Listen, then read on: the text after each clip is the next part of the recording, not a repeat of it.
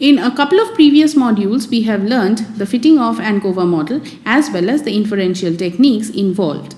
In this module, we will look at a two-way analysis of covariance model, and we will also focus on how such a model can be fitted using the software R. In two of the modules previously, we have introduced the ANCOVA model or the ANCOVA form of the linear model. In this module, we will discuss how we can fit a two-way ANCOVA model and how we can do it using the software R. So we'll begin with a recap of what exactly we do in case of ANCOVA and what the model looks like, and then we will look at the R code that is used to fit the model and what the data gives us as an output. Predictors that are qualitative in nature, like for example eye color, are sometimes called category or factor. How can these predictors be incorporated into a regression analysis? Analysis of covariance refers to regression problem when there is a mixture of quantitative and qualitative predictors. Suppose we are interested in the effect of a medication on cholesterol level. We might have two groups, one of which receives the medication and the other which does not. However, we could not treat this as a simple two-sample problem if we knew that the two groups differed with respect to age, and this would affect the cholesterol level.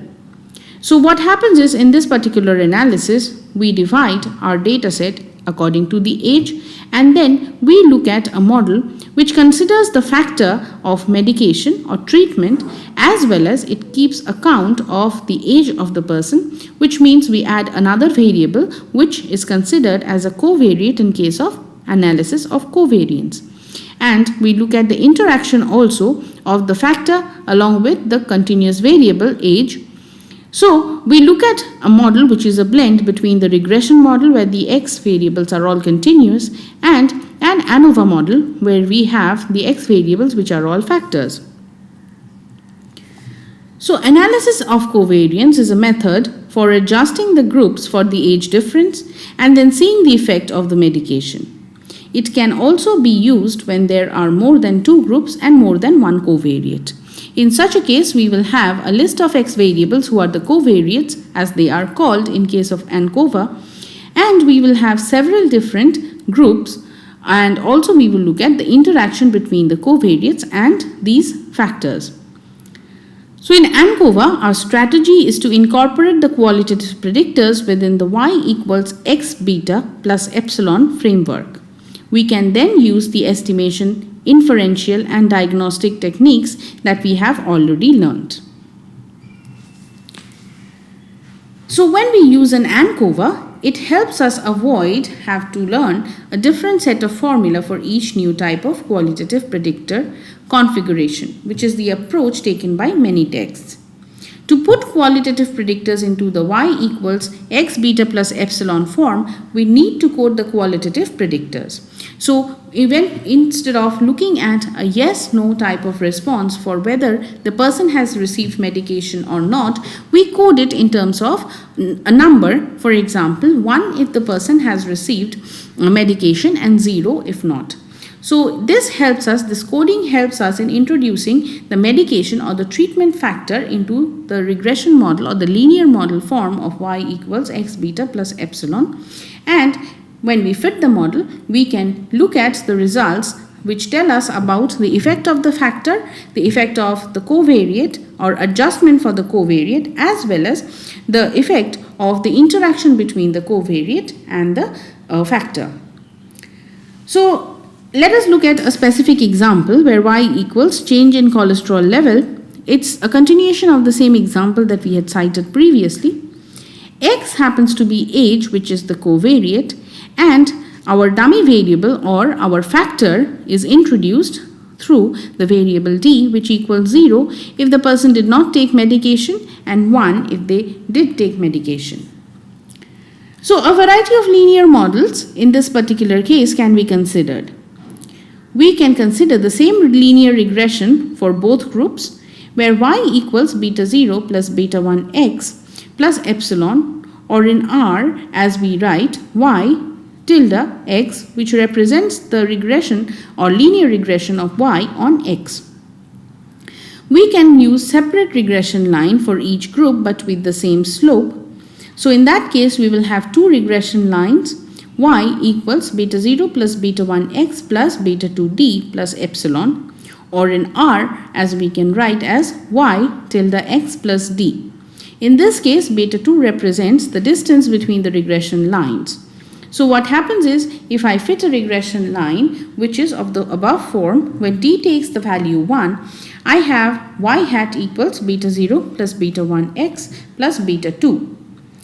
And if d equals 0, I have y hat equals beta 0 plus beta 1x. So the difference between the two lines is basically d. So essentially I have two parallel lines where the only difference is in the intercept, and because of this difference we have the two different lines for the two different groups or factors. That is, which is showing us the effect of the drug, denoted by the difference between the two lines, which is d. We can also look at separate regression lines for each group.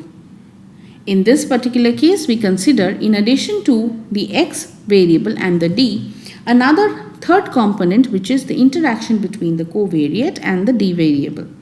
So the regression line is of the following form: y equals beta 0 plus beta 1x plus beta 2d plus beta 3x times d, which is the interaction term, plus epsilon. Or in R we can write it as y tilde or y regressed on x plus d plus d times x. Or simply in R we can use the notation of y tilde x star d, which tells R that when it's fitting the regression model, it is supposed to consider the interaction factor in the model as well. So any interpretation of the effect of the drug will now depend on age also. So to form the slope interaction term x times d in the X matrix, we simply multiply x by d element wise.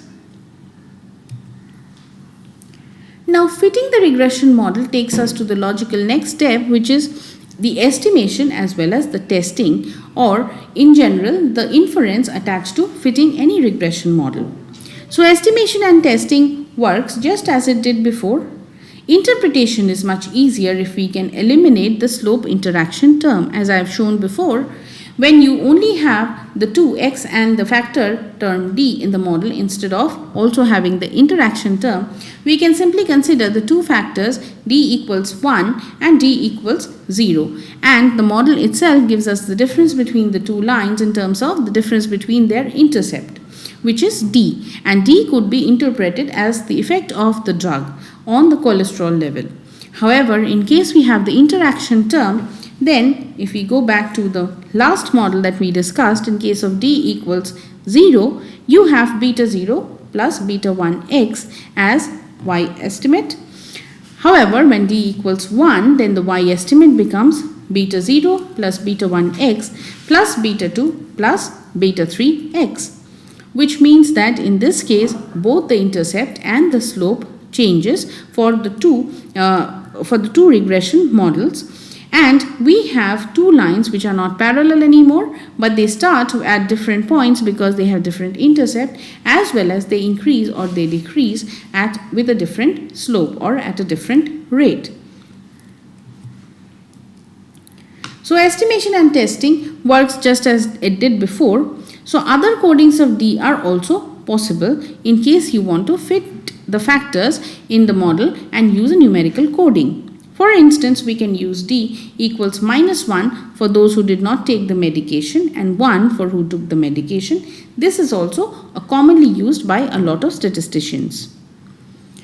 Now what does this coding do? This coding enables beta 2 and beta 3 to be viewed as differences from a response averaged over the two groups. So if you see, just like I had done for the previous models by plugging in d equals 1 and d equals 0, you can try plugging in the values of d equals -1 and 1 and see how the effect of the medication works on the cholesterol level. This can be left as an exercise for the students. So any other coding that assigns different number to the two groups would also work, but interpretation in that case of the estimated parameters might be more difficult. Now Now, the data for this example consists of x equals nave height, y equals the total length in feet for English medieval cathedrals. Some are in the Romanesque style and the others are in the Gothic style. So, Romanesque will be represented by R and Gothic represented by G. So, some cathedrals have parts in both styles and are listed twice. We wish to investigate how the length is related to height for the two styles. We read in the data first into R and make a summary of the two styles separately. So in order to read the data, we have read the data using the data function data cathedral, and as you can see, when you print the data, this is what it looks like. So first column is for style, x and y are the two following different kinds of variables. Now we use the function lapply and look at the different types of combinations of summary measures. For example, in the first output, we can see for the Gothic type and the Romanesque type, we have the minimum and the maximum given to us, in addition to the median, the mean and the third quartile, as well as we have the maximum and the minimum. Likewise, for the different designs of Romanesque or Gothic cathedral style, we have two sets of summary measures. Now, the data is now plotted in figure 1. So, using the plot function, we plot the data and next we fit the separate regression lines model to the data set. Which means if we are fitting separate regression line, as we've mentioned before, what we do is we use the star function in R. When we are regressing y, we write it as y tilde x star style, and it's equivalent to fitting the regression model as LM, which denotes the linear model of y fitted on x plus style plus x times style. So this is a model with the interaction term in it. So when we take the summary of fitting this linear model, we first get the coefficients which are estimated. So we have intercept, the x and the style coefficients, the error or the standard error, t-value and the probability value for each one of them. In addition to this, we have the residual standard error and the multiple r square, adjusted r square, as well as the f statistic and the overall p-value. So if we look at this data set, we can see that by looking at the overall p-value, the model as a whole is a significant one. So we can see that the dependent variable y is significantly explained by the categorical variable or the covariate as well as the variable style in the model. The multiple r square is 0.541, which means almost 54% of the variability in the response can be explained by the two variables that we have used. One is the covariate, the other is the style dummy variable. Also looking at the significance of the individual variables, here we can see that first, checking the significance or the p-value for the interaction term, we can see that at a 0.05 level of significance, this particular factor is insignificant in the model. And so is style. When we look at the p-value of style, it is 0.56, which is much larger than the significance level of 0.05. So we reject the null hypothesis of significance of the style factor as well. Now, because style is non-numeric, R automatically treats this as a qualitative variable and sets up a coding. But which kind of coding? As we have seen in the data set itself, when we plotted the data, the style was given as R or G. So what the software in R has done is, as soon as it identified style as a categorical variable or a qualitative variable, it has developed a coding of its own, which in general is the 1 and 0 type of coding. And because the style is non-numeric, R automatically treats it as a coding. Qualitative variables are coded in case of use of any software. As you can see in this particular plot, there are two parallel lines. There is only one difference between these parallel lines, and this is the difference due to the difference in height due to the two different styles.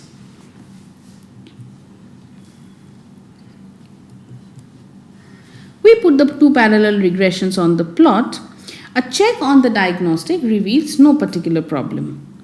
So our conclusion is that for cathedral of the same height, Romanesque ones are 80.39 feet longer.